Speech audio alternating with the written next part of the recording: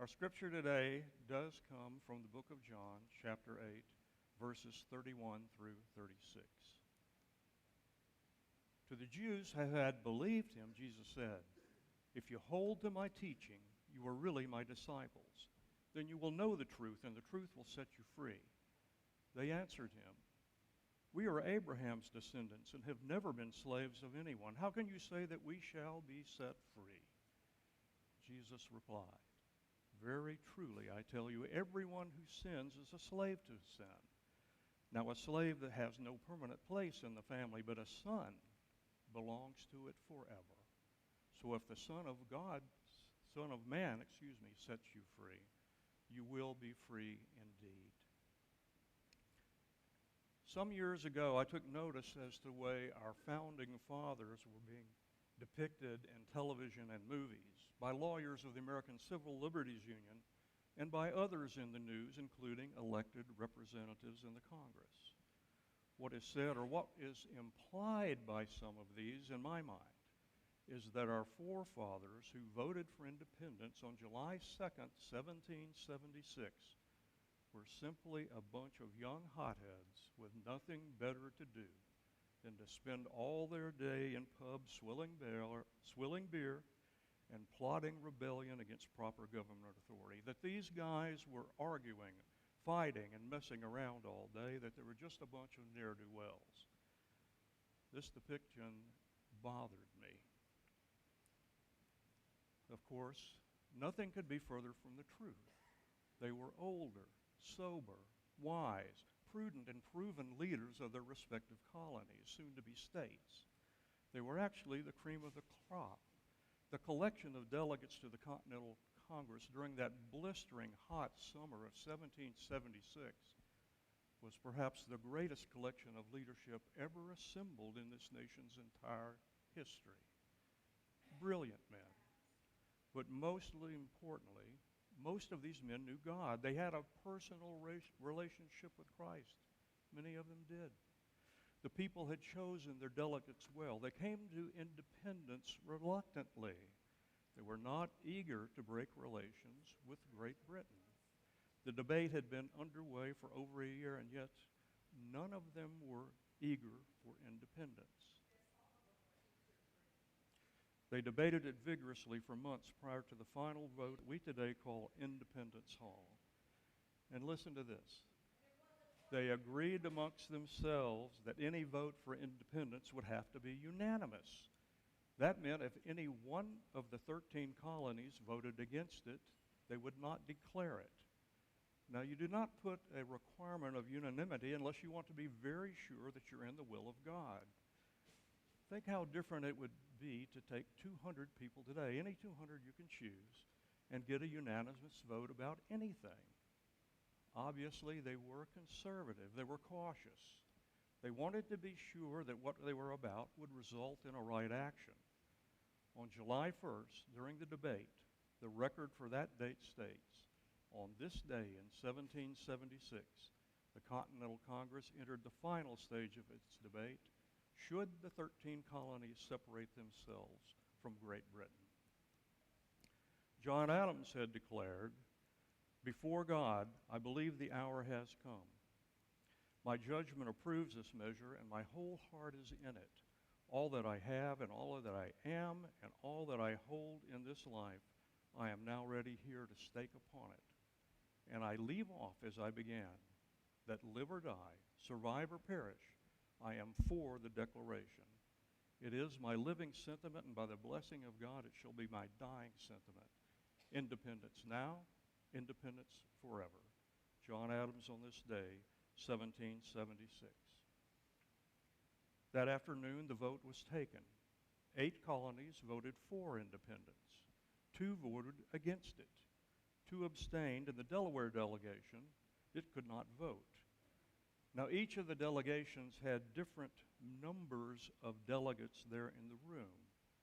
The Delaware delegation numbered 3 men, but only 2 of the delegates were present, and those 2 men had split their vote, one voting aye for independence, the other voting nay.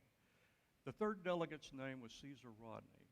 He was home in Dover, Delaware, which was about 90 miles away from Philadelphia. John Hancock, chairman of the Continental Congress, was a strong evangelical Christian, by the way, as were most of the men in that room.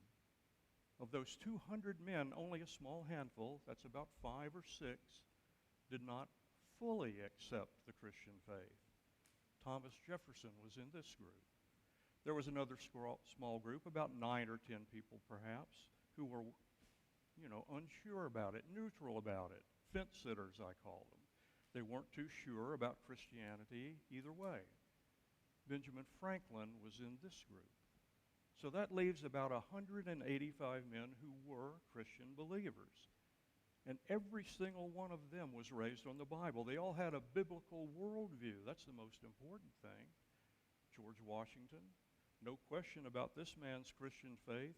He was no evangelical. He didn't go around talking about Jesus, but he did refer to the divine author of our blessed religion. It's obvious then from that statement we know who he is talking about. Patrick Henry, the author of the great Give Me Liberty or Give Me Death speech, once said, "It cannot be too often repeated or too solemnly emphasized that America was not founded by religionists, but by Christians on the gospel of Jesus Christ." Now, that's about as blunt a statement as you can get from a founding father. When was the last time you heard a declaration like that expressed in today's media? In the afternoon of July 1st, John Hancock indicated the debate would resume the following morning, July 2nd, with a final vote to be taken later that day. If even one colony voted against independence, they would pack up, they would leave Philadelphia, and that would be the end of it. An express rider was sent to fetch Caesar Rodney for the next day's vote, simply because Rodney was needed to break the tie in the Delaware delegation. The rider reached Rodney's home at Denver at around midnight. Rodney was in bed asleep. They woke him up. He immediately got dressed, saddled his horse, and left Philadelphia in the middle of the night. Now, under ordinary circumstances, that would have been a difficult ride. The main road going from Dover, Delaware to Philadelphia was probably a pretty good road for 1776. But this particular night, it didn't matter how good the road was because there was a violent thunder and lightning and a torrential downpour. The road had become a quagmire of mud. Rodney had to continually dismount his horse so his mare would not break a leg. It was a horrible, horrible night. Rodney could not obtain a fresh horse until about 6 in the morning. He did not reach Independence Hall until 1 p.m. the following afternoon. And when he finally did pull up his horse in front of Independence Hall, he was so weak he literally could not get off his horse. 2 men had to come out and pick him up off the animal and then carrying him inside. And when they swung the doors open, they found John Hancock calling for the final vote. Spying Rodney being carried in, he said, "Mr. Rodney, how do you vote?" And in a voice barely able to be heard, Caesar Rodney managed to say, "As the sentiments of all my countrymen appear to be for independence, I vote aye for independence." Caesar Rodney's single vote gave us the Declaration of Independence. If Rodney had voted nay, Delaware would have voted nay because the other 2 delegates were once again splitting their vote, 1 for independence, 1 against it. If Rodney had voted nay, it would have been 2 against 1. The vote would not have been unanimous. They would have gone away from Philadelphia and left things alone. A single vote. A single vote. That's what gave us the Declaration of Independence. But I do need to tell you the rest of the story so you'll understand. You see, that vote cost Rodney his life. Caesar Rodney had cancer. It was cancer of the face. And it was so advanced that he would wrap his jaw because the jaw was eaten away. And he used a woolen scarf to do that, even the blistering hot summer of July 1776. He had actually been planning a trip to London because the only doctor that he thought could help him was in England. Now, the British Crown had made it very clear to the American colonies that if we declared independence, we would meet invasion by the most powerful army and navy on earth. No one seriously believed that we could have won that war. Had it not been for the miracles that our God worked on our behalf, not once or twice now, but over and over and over again, where God supernaturally intervened, had it not been for those, there was no way we would have won that war. But I guess that's material for another sermon. Caesar Rodney thought that doctor in London could help him. We know today in 2022 the doctor could not have helped him, but Rodney did not know that. What every man in the room did know, though, was that if they declared independence, it would mean immediate invasion, and Rodney would never see England alive. Yet without a moment's hesitation, when the time came, Caesar Rodney voted aye for independence, and with that vote, gave up his life. 1 month later, on the 2nd of August, 1776, the delegates came back to sign the Declaration. It was signed on the 4th by Chairman John Hancock and the Secretary of Congress, and that's why we celebrate Independence Day on July 4th rather than July 2nd, because the 4th was the day it became legal. For the men who came back, who wanted to sign that document and put their names on the bottom of it, there was significant meaning to July 4th. And when Caesar Rodney signed his name to the Declaration, he literally signed away his life. The last sentence of the Declaration of Independence says this. I'm having trouble with this thing. With a firm reliance on the protection of divine providence, we hereby pledge to one another our lives, our fortunes, and our sacred honor. And they weren't kidding. They meant every word of it. What kind of a price did they pay to win the freedom that we enjoy here this morning and here in this church? 24 of these men were lawyers or jurists. 1 was a minister, 11 were merchants, 9 of them were farmers, some were large plantation owners, some of them were wealthy, a few of them.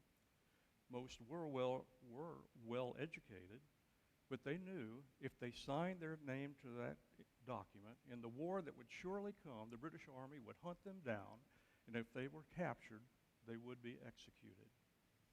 Carter Braxton of Virginia was a wealthy planter and trader. He saw his ship swept away from the sea by the British Navy. He had to sell his home and properties to pay his debts, died in rags. Thomas McKeon was continually forced to move his family and keep them in hiding. His possessions were taken from him. He died in poverty. Soldiers or vandals or both looted the properties of Dillery, Clymer, Hall, Walton, Gwinnett, Hayward, Rutledge, and Middleton. At the Battle of Yorktown, which was the last battle of the war, Thomas Nelson, Jr., being told that British General Cornwallis and his staff had taken refuge in his home, urged General George Washington to put fire upon it. Washington did. Nelson's home was totally destroyed. Francis Lewis had his homes and properties destroyed. His wife was put in jail, and she died after a few months in prison. John Hart was driven away from his wife's side as she lay dying. Their 13 children fled for their very lives. His fields and his gristmill was destroyed. For more than a year, he lived in the woods and in caves. He returned home to find his wife dead, his children gone. A few weeks later, he died. If you go down this list of men, what you're going to find is that they were literally ready to give everything, including their own lives, for American independence. So what have we Americans done with the freedom that that all of these men won for us? In 1950, consider that the median family income in America, the level at which half earn more and half earn less, guess what the median tax bill was back then? 2%. 2% of the median family income went to taxes. Today, for that same median person, it's about 25% when you figure in federal, state, sales, gasoline, and other taxes. In many universities in our nation today, free speech appears to me to be limited. Even university chancellors get called to the carpet if they express an opinion about any group of Americans that doesn't happen to be politically correct. A few years ago, a bank was fined by the federal government. Why, you might ask? They did not have Braille instructions on the drive-up window. So what do you call all of that? I think the founding fathers might have called that tyranny. We need a new birth in America today. Now, if we are honest, we Americans, when we celebrate the 4th of July, it's just about a holiday, time off from work, family time, cookout time. For some Americans, maybe a day at the beach, a day that we do as we please, the 4th of July. Bears little resemblance to what the word freedom meant to the men in Philadelphia on July 4th, 1776. On the 4th of July these days, most Americans won't even give a single thought to the Declaration of Independence. So let me ask you a question. Do you think those men in Philadelphia would have been willing to sacrifice their lives for the idea of freedom that most of us Americans have today? Let's face it, freedom for most of us means nobody's going to hassle us. Nobody's going to tell me what to do. I'm free to do my thing, or whatever that is. That's what freedom means to most of us today. I've got to be free to be me. And we don't really know what that means. Do you think the founding fathers would have been willing to sacrifice their lives the way Caesar Rodney did for a freedom that means self-indulgence or self-centeredness? That's the very opposite of self-sacrifice, the very opposite. We're free today because their idea of freedom was radically different. For the men in that room facing war, freedom did not mean the freedom to do as they please. For them, I think the freedom meant to do as God pleased. For America to fulfill its calling and be an example to the rest of the world is what freedom meant to them, I think. From our text today, where the Spirit of the Lord is, there is freedom. The words of Jesus, if the Son of Man sets you free, you will be free indeed. That's what real freedom is all about. Not the freedom to do as we please. The ideas the men in Philadelphia had about freedom must have been much more in line with the Bible's ideas about freedom than the way we now think about it in modern America. When I studied the text, I realized that the people that Jesus was talking to, they were his believers, they were his followers. He wasn't talking to unbelievers, he was talking to believers. I think all of us here in this church today claim to be believers in Jesus Christ. But isn't it interesting that their ideas of freedom back then were much like our modern ideas about freedom today? The scriptures say, we're free. We've never been in bondage. Hey, we're children of Abraham. As was so often the case with Jesus' Bible stories, the people really had no idea about what he was talking about. Freedom to them meant political freedom. And yet, there they are, in their blindness, thinking they're free. But they weren't. They were occupied by the Romans. They were an occupied country. They weren't free by their own definition. And isn't that sort of like in modern America this morning?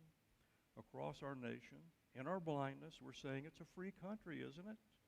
And we are in bondage in so many different ways in our own lives this morning. Jesus is not talking to us about political freedom. He's talking to us about freedom that starts inside you, inside every one of us.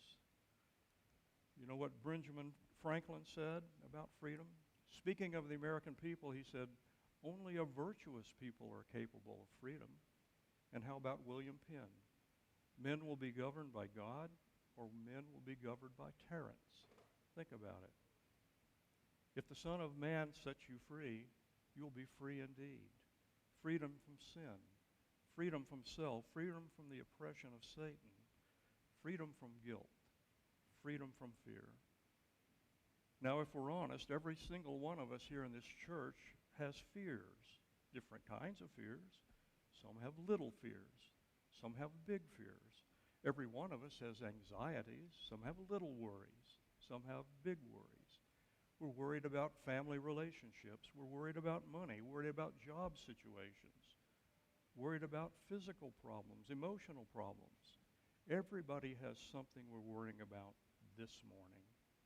And every one of us needs that freedom inside. That's where it starts. It's not about physical freedom or political freedom, not in the beginning. The most important area of freedom is inside your own heart and inside mine. I recall what Jesus said to his disciples during the resurrection appearances. Be not afraid. Be not afraid. Don't be afraid. What a tremendously important thing for us to hear. Jesus said to the disciples, fear not. I'm here. Don't be afraid. What fears do you have this morning? Do you need to hear Jesus say to you, don't be afraid, I love you. Don't be afraid. The words of Jesus, I came to set the captives free. Where are you not free? Where are you in bondage to guilt, in bondage to fear, bitterness, anger, fear, freedom? What a precious thing. And the only one that can give it to you, the one that can truly give you, is Jesus. He came to set the captives free. You know what the founding fathers termed that freedom? They actually called it ordered liberty. I kind of like that word ordered. When your life is ordered, when God is reigning and ruling, then you've got real freedom. If it's ordered and according to the will of God, then you're free. We need a new birth in America. Jesus wants to be the Lord of your life. Christian, where do you need to be set free this morning? In congregation, I beg of you, when you're enjoying yourselves tomorrow, on the 4th of July next year, and every year after that, whenever you're doing what you're doing, remember the price that was paid for us to live in freedom. Remember the price that was paid in Philadelphia. Remember the price that was paid on the battlefields and still being paid today. And most of all, remember the price that was paid at Calvary. Praise be to God. Amen.